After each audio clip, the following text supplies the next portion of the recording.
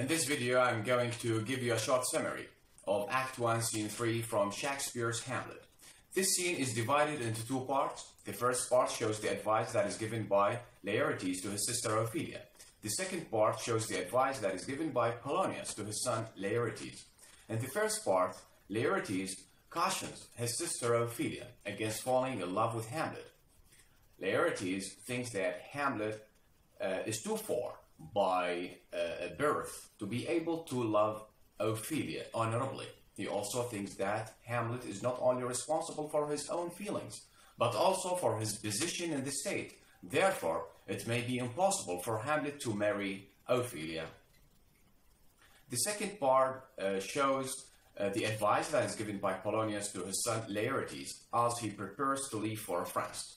Before he leaves, Polonius bids him farewell and gives him a great deal of advice to behave with integrity and practicality. He encourages him to keep his thoughts for himself, to refrain from acting on rash desires, and to treat people with familiarity but not with vulgarity.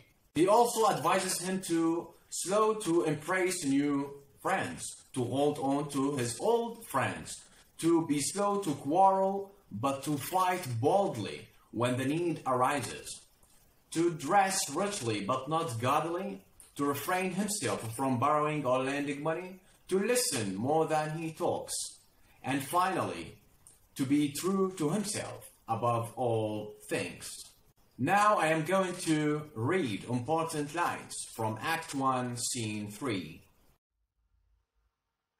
Perhaps he loves you now, and now no soil nor cautel doth besmirch the virtue of his will. But you must fear his greatness wait. His will is not his own, for he himself is subject to his birth. He may not, as unvalued persons do, carve for himself, for on his choice depends the safety and health of this whole state.